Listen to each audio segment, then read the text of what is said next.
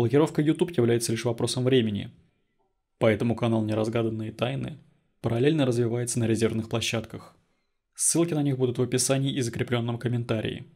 Ваш актив на новых площадках станет неоценимым вкладом и мотивацией для продолжения работы. Огромное спасибо тем, кто благодарит автора материально. Не меньшее спасибо подписчикам, которые смотрят ролики через VPN.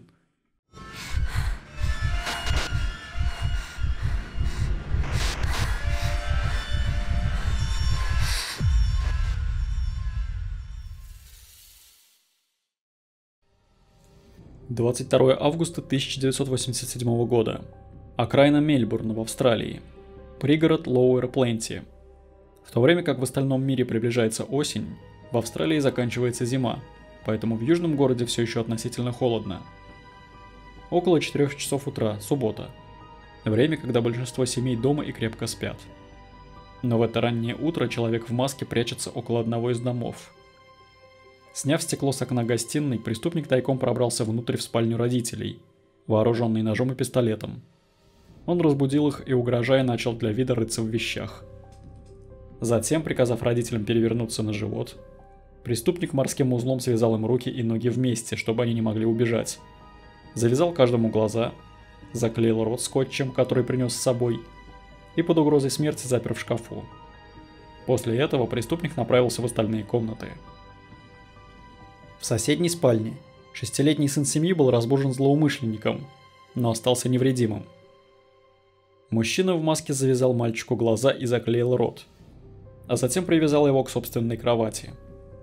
После этого он пробрался в соседнюю спальню 11-летней дочери семьи. Именно она являлась его истинной целью. В течение следующих 2 часов преступник в маске делал перерывы в своих извращенных сексуальных утехах, бродил по дому этой семьи, даже останавливаясь в какой-то момент, чтобы приготовить себе еду. Проведя большую часть этого времени в сексуальных домогательствах к бедной 11-летней девочке, этот загадочный психопат вышел из дома с коробкой классических пластинок и синей курткой, украденной у семьи. Так началась легенда о мистере Круэле, которая создала австралийское чудовище, которое спустя десятилетия будет преследовать родителей и их детей. После нападения на семью в Лоуэр Пленти туда прибыла полиция для расследования преступления. Но она была в тупике.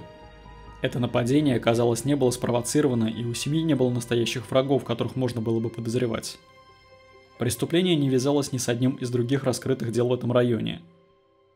В конце 1980-х годов Мельбурн имел репутацию безопасного места. Самый пригодный для жизни город в мире. Так многие горожане называют его неофициально. Хотя насильственные преступления все еще происходят в его границах, их уровень ниже, чем во многих других местах. Итак, полиция начала расследовать нападение. Родителей связали, заткнули рот, а затем заперли в собственном шкафу. Сына связали, заткнули ему рот, завязали глаза, а затем привязали к кровати. Дочь подверглась физическому насилию на протяжении нескольких часов, в течение которых подозреваемый обыскал дом, а затем скрылся с коллекцией пластинок и с курткой. Больше подробностей стало известно, когда следователи сосредоточили внимание на допросе дочери. И она рассказала полиции, что во время одного из перерывов преступник использовал домашний телефон, чтобы позвонить кому-то еще. По телефону мужчина потребовал от человека на другом конце провода перевести своих детей, иначе они будут следующими. И он назвал этого человека Бозо. Когда полиция проверила записи телефонных разговоров семьи, они были удивлены, увидев, что на самом деле такого звонка не было. Позже выяснилось, что это был почерк мистера Круэла. Он любил вот так подбрасывать отвлекающие маневры, чтобы запутать следователей. К счастью, прошло больше года, прежде чем преступник нанес новый удар. К сожалению, этот извращенный человек начнет террор, который заставит родителей и детей жить в страхе. 27 декабря 1988 года. Через несколько дней после Рождества, когда большинство семей все еще наслаждаются праздником, а одной семье предстоит пережить самый страшный день в своей жизни. Джон Уиллс, его жена и 4 дочери спали в своем доме в районе Рингвуда, всего в нескольких милях от того места, где более года назад произошло предыдущее преступление. Джон крепко спал, когда около 5:45 утра он проснулся от прикосновения холодного предмета к виску. «Не будь героем», — приказал ему голос. И для Джона начался самый страшный родительский кошмар. Злоумышленник в маске, темно-синем комбинезоне и синей лыжной маске держал пистолет у головы Джона. В другой руке он держал нож. И Джон понял, что сопротивляться значит рисковать жизнями всей семьи. Джону и его жене приказали перевернуться на живот, как и в первом преступлении. Связали запястья и лодыжки медной проволокой. По-прежнему использовался тот же тип узла специализированный, которым пользовались в основном моряки. Затем им завязали глаза и заклеили рот скотчем, как и раньше. А затем злоумышленник заверил их, что он пришел сюда только из-за денег. Мужчина в маске украл около $35 с прикроватной тумбочки семьи, а затем обошел дом и перерезал телефонные провода. Убедившись, что у него есть фора, он направился в спальню, которую делили 4 дочери семьи. Обращаясь к 10-летней Шерон Уиллс по имени, этот мужчина разбудил сонную 10-летнюю девочку, а затем завязал ей глаза и заклеил рот, как и ее родителям.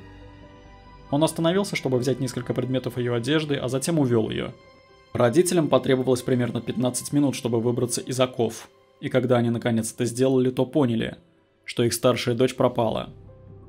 Так как телефонные провода были перерезаны, Джону пришлось бежать к соседям, чтобы воспользоваться их телефоном, после чего он в панике начал обыскивать окрестности. К сожалению, его поиски оказались напрасными и ничего не дали. 10-летней Шерон Уиллс нигде не было, и кошмар этой семьи только начинался. Более 18 часов семья Уиллсов пребывала в состоянии паники, беспокоясь о том, что их 10-летнюю дочь забрали у них навсегда. После полуночи незнакомая женщина наткнулась на маленькую фигурку, стоящую на углу улицы, завернутую в зеленые мешки для мусора. Это была Шерон Уиллс, оставленная похитителем. Несмотря на только что постигшую ее страшную травму, 10-летняя девочка была в удивительно бодром настроении, спокойна и собрана. «Меня зовут Шерон Уиллс», — сказала она женщине. «И меня увели из дома рано утром. Какой-то мужчина оставил меня здесь и велел идти и звонить домой». Женщина, которая ее нашла, позвонила в полицию и связалась с семьей Уиллсов. Началось расследование нападения. И здесь обнаружилось несколько удивительных доказательств. Или скорее их отсутствие. Шерон была с завязанными глазами на протяжении всего похищения, поэтому она не смогла дать описание внешности нападавшего. Но она описала его как тихого, довольно резкого человека, который на самом деле, казалось, несколько заботился о своих жертвах. Это, конечно, резко контрастировало с вопиющим произошедшим преступлением, но следователи приняли это к сведению. Одним из слов, использованных для его описания, было «нежный», что особенно шокировало. Во время короткого плена Шерон, по-видимому, кормили бутербродом и давали пить молоко и лимонад. Перед тем, как ее отпустить, преступник не только тщательно смыл с девочки все возможные улики, которые он оставил после себя, но и постриг ей ногти на руках и ногах, почистил ей зубы щеткой и многое другое. Похититель либо сохранил, либо выбросил ее одежду, не желая, чтобы какие-либо улики судебно-медицинской экспертизы привели к нему. Затем он одел ее в набор мешков для мусора, прежде чем оставить на территории средней школы Бэйуотер, всего в нескольких милях от ее дома. Следователи сопоставили этот инцидент с предыдущим инцидентом, но какое-то время не раскрывали подробности происшествия. Атмосфера страха начала накаляться, и преступник получил прозвище «Хэмптонский насильник». В течение нескольких недель и месяцев после нападения семья Уиллсов жила в состоянии страха. Родители вместе со своими 4 дочерьми стали спать вместе в гостиной, месяцами отказываясь спать в отдельных спальнях. Они установили систему безопасности и даже завели золотистого ретривера. Джон Уиллс, в частности, очень тяжело перенес нападение. Он начал задаваться вопросом, что он мог бы сделать, что изменило бы ход нападения или спасло бы его дочь от всего этого ужаса. У него не было ответа, и ему просто приходилось надеяться, что полиция в конце концов найдет похитителя его дочери. К сожалению, расследование по поиску преступника зашло в тупик. Очень мало улик было оставлено или когда-либо было найдено, и ни одна из них не могла быть использована для поиска одного конкретного человека. Одно доказательство появилось в более поздних интервью, в которых Шерон рассказала, что слышала низколетящие самолеты во время своего короткого плена. Эта подсказка позже повлияет на ход расследования. В то время как многие в этом районе начали задаваться вопросом, кто это замаскированная угроза, начал возникать еще один пугающий вопрос. Кто будет следующим?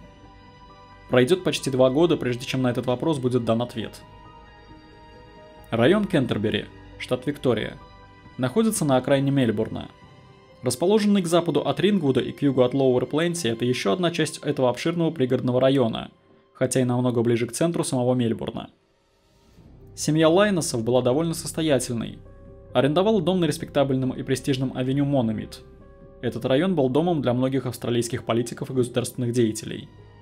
Приехав в Австралию по делам бизнеса, семья собиралась вернуться в Англию в самом ближайшем будущем. На самом деле, они переехали в эту общину в районе Мельбурна специально, в целях безопасности своих детей, и планировали вернуться домой всего через несколько дней. 3 июля 1990 года их иллюзия безопасности будет разрушена навсегда. Родители Брайан и Розмари были на прощальной вечеринке, которую устроили для них. Семья планировала на днях вернуться в Англию, поэтому они оставили своих 2 дочерей одних дома всего на несколько часов. Незадолго до полуночи 15-летнюю Фиону и 13-летнюю Николь разбудил сердитый властный окрик незваного гостя в маске. Он приказал Николь пройти в другую комнату, чтобы забрать ее школьную форму из пресвитерианского женского колледжа, в котором она училась, а сам начал привязывать Фиону к ее кровати. У этих 2 одиноких девочек-подростков не было шансов ни драться, ни бежать от злоумышленника, вооруженного пистолетом и ножом. И теперь, когда старшая была связана, незваный гость мог легко уйти.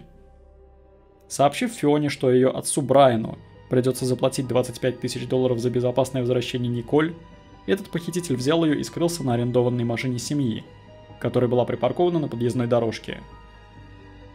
Похититель с девочкой проехали около километра, а затем предположительно пересели на другой припаркованный автомобиль, который преступник подготовил заранее. Всего через 20 минут после похищения Брайан и Розмари Лайносы вернулись домой, обнаружив, что подъезд к дому пуст, а входная дверь открыта. Неожиданность переросла в страх, когда они нашли бедную 15-летнюю Фиону, связанной на собственной кровати с сообщением о выкупе. Полиция почти не нашла улик на месте преступления. Похищение Николь злоумышленником было совершено быстро и грамотно. Они поняли всю сложность ситуации, поскольку большинство дел о пропавших без вести закрывались всего через несколько часов после первоначального похищения. В отличие от похищения Шерон Уиллс, Николь не вернули ни позже в тот же день, ни даже на следующий день. Примерно через 36 часов после похищения ее отец Брайан провел пресс-конференцию, на которой обратился к похитителю и заявил о своей готовности выполнить все требования о выкупе. К сожалению, хэмптонский насильник, как его теперь называли, оставил после себя только требования денег, но не оставил никаких средств для обратной связи. Следствие начало изучать деловые отношения Брайана, предполагая, что это может быть как-то связано с его работой. Полиция полагала, что этот выкуп носит личный характер. К счастью для бедной Николь и ее семьи, ее нашли живой примерно через 50 часов после похищения.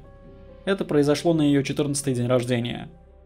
Найденная возле электростанции в Кью, недалеко от ее дома, Николь была оставлена похитителем, одетая и закутанная в одеяло. Похититель оставил ее возле коммунальной станции и велел ей сидеть, пока он не уедет. После этого она сняла повязку с глаз, которая была на ней, на протяжении всего плена, а затем направилась к ближайшему дому. Было около 2 часов ночи, но она сразу же позвонила отцу, который не спал и молился о ее благополучном возвращении с тех пор, как 3 июля вернулся в оскверненный дом. Николь смогла сообщить следователям некоторые детали, которые были жизненно важны для их расследования. Примечательной среди них была приблизительная оценка роста преступника, который составлял примерно 175 сантиметров. Она догадалась об этом, сравнив свой рост с ростом нападавшего, когда он тащил ее к машине при похищении, и сказала, что он не намного выше нее. Еще она сообщила о том, что у подозреваемого, вероятно, были рыжевато-каштановые волосы. Николь также сообщила некоторые важные детали, о которых полиция еще не знала.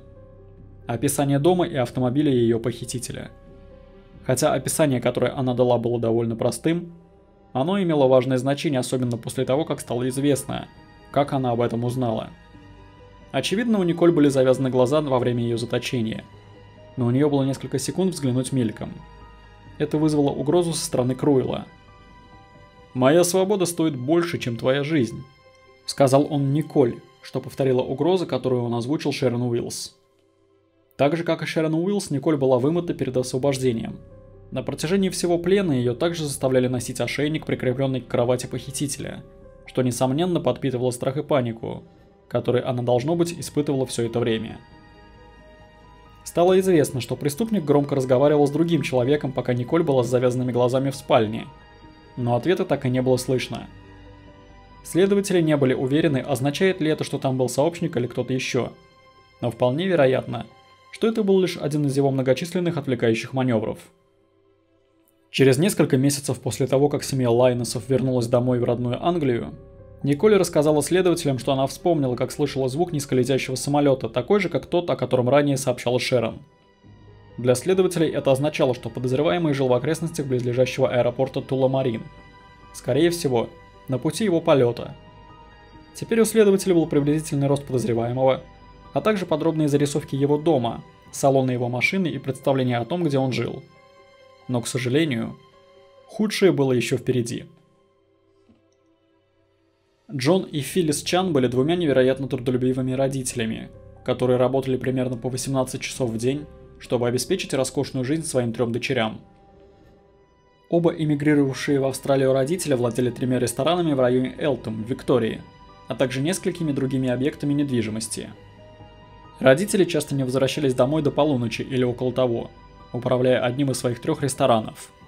Они часто оставляли своих 3 дочерей дома одних, доверяя своей 13-летней дочери Кармейн присматривать за 2 другими. Круил, должно быть, знал об этом, так как детективы полагают, что он выслеживал своих жертв в течение недель или месяцев, изучая их привычки. 13 апреля 1991 года ужас и трагедия обрушились на семью Чанов в виде самого мистера Круила. Несмотря на то, что семья проживала в уютном районе Темплстоу в Виктории, в доме, который многие сочли бы особняком, они не были застрахованы от страха перед маньяком. Была суббота, обычно очень напряженный день для родителей Чанов. Кармейн и 2 ее младшие сестры были предоставлены сами себе, и вечером 3 сестры смотрели телевизор в комнате Кармейн. Примерно в 8:40 вечера Кармейн и одна из ее сестер отправились на кухню семьи, чтобы приготовить что-нибудь поесть, когда столкнулись с мистером Круилом, одетым в свою традиционную балаклаву вместе с зелено-серым спортивным костюмом и держащим устрашающий нож. «Мне нужны только ваши деньги», — сказал мистер Круил 3 девочкам, заталкивая 2 младших дочерей в шкаф Кармейн. Он сказал, что хочет, чтобы Кармейн только показала ему, где лежат деньги, и кровать перед шкафом, заперев 2 младших сестер, пока он увозил Кармейн. Через несколько минут 2 младшие сестры вырвались из импровизированной тюрьмы и сразу же позвонили своему отцу, работавшему в семейном ресторане. К моменту прибытия полиции они уже знали, что произошло. В большом доме не было никаких признаков детей. Ни садовых игрушек, ни игрового оборудования, ни чего-то в этом роде. Это нападение было спланировано, и это было видно по подъездной дорожке к дому. На припаркованной Toyota Camry Филлис Чан большими жирными буквами были написаны слова: «Отплати, азиатский торговец наркотиками. Больше.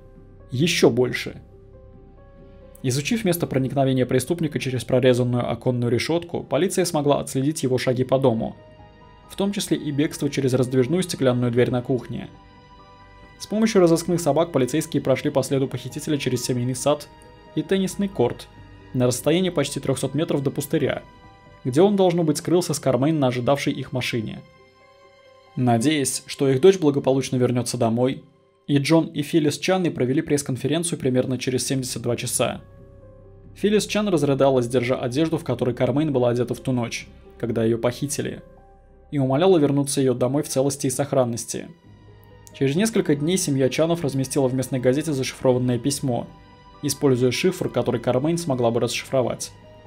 Они предложили выкуп в обмен на безопасное возвращение их дочери. Даже сестры Кармейн писали письма в средства массовой информации, умоляя вернуть их старшую сестру.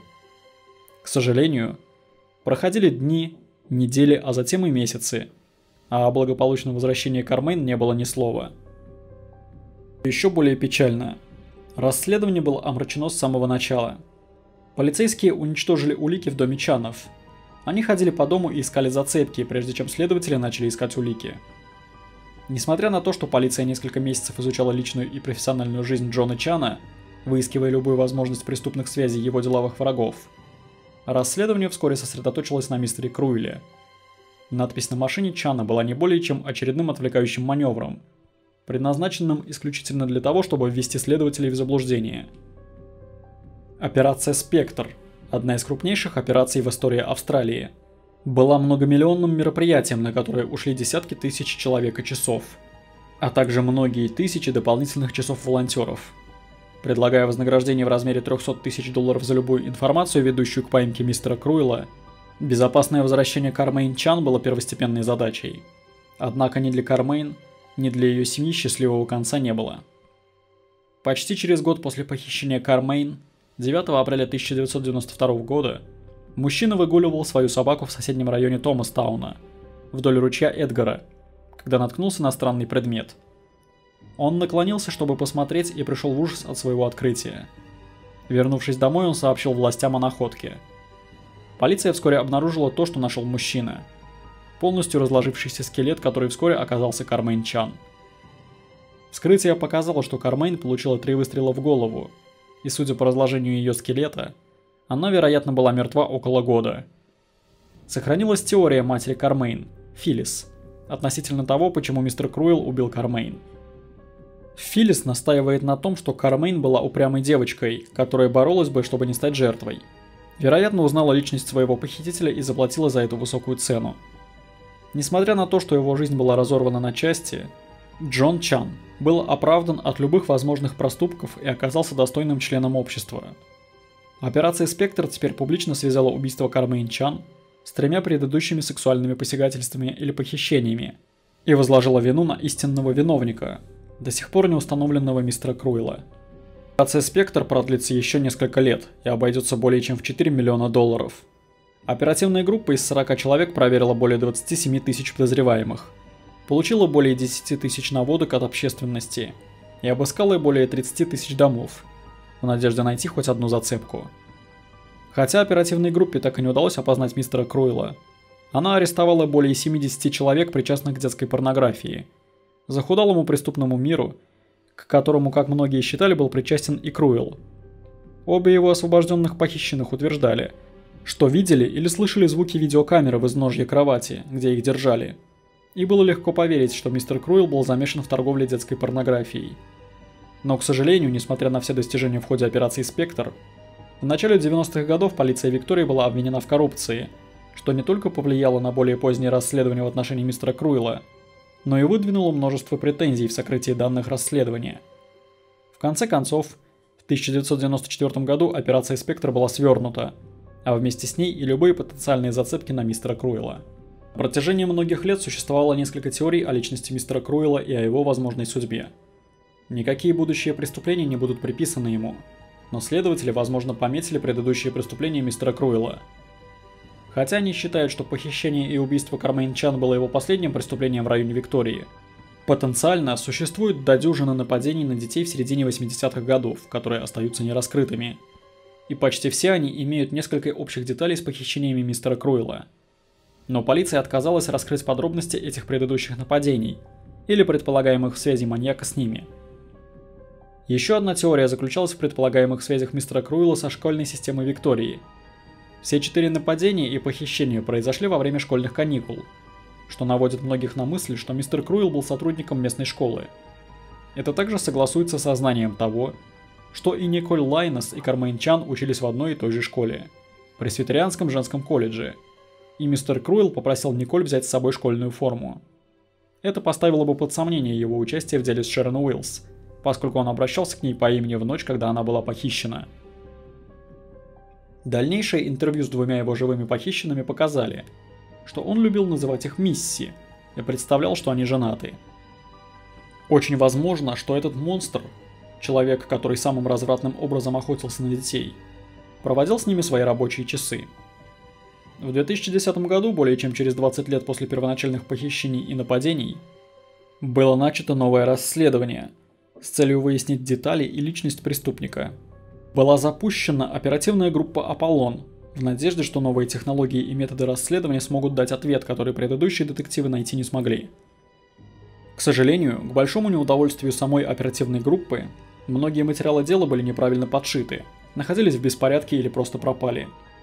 На самом деле, одна из жизненно важных улик, которая могла бы привести к порогу мистера Круила, кусок скотча, которым была связана одна из его жертв, отсутствовала. Полиция потенциально могла использовать этот кусок ленты для восстановления ДНК мистера Круэлла, но он исчез из хранилища вещдоков. Эта недостающая часть важной улики в сочетании с тактическими способностями мистера Круэлла и его знанием судебно-медицинских практик заставила многих предположить, что он мог быть причастен к правоохранительным органам. Вполне возможно, что он знал, что будут искать следователи, поэтому он сделал все возможное, чтобы очистить своих жертв от любой ДНК и впоследствии удалить важные улики. Можно только догадываться, была ли коррупция или некомпетентность причиной исчезновения этих существенных улик по данному делу. Однако в 2013 году был задержан один подозреваемый, которым в конечном итоге мог бы быть мистер Круэлл. Роберт Кейт Найт был человеком, который зарабатывал на жизнь, работая с детьми. Он дважды был арестован за различные преступления против детей. В 1980 и 1996 годах Найт был арестован и осужден за сексуальное посягательство на несовершеннолетних, после чего с заявлениями против него выступило множество других его жертв. По словам первоначальных следователей операции «Спектр», Роберт Кейт Найт был одним из их подозреваемых. Следователи не смогли исключить его из дела. Он оставался в центре внимания на протяжении следующих расследований, и время нападения мистера Круэлла совпало с его освобождением от судимости после 1980 года. После освобождения из тюрьмы по обвинению 1996 года в 2009 году Найт начал собирать тысячи изображений детской порнографии, а позже был задержан в ходе расследования полиции штата Виктория. Он признал себя виновным на основании неопровержимых доказательств и, ожидая суда, прыгнул с перил второго этажа тюрьмы и разбился насмерть. Так что он всего лишь один из многих подозреваемых, которые есть у полиции Виктории по сей день. И они отказались обнародовать гораздо больше информации. Совсем недавно многие люди начали выдвигать теорию, что мистер Круэлл мог быть причастен к похищению 13-летней школьницы Бунг Серибун в 2011 году. Обстоятельства очень похожи, а улик практически нет. На данный момент дело мистера Круэлла все еще открыто, и он остается одним из самых разыскиваемых преступников Австралии. Если вам понравилось это видео, поставьте ему лайк и напишите комментарий. В настоящее время это единственно возможная нематериальная поддержка авторов. Всем спасибо, до скорых встреч.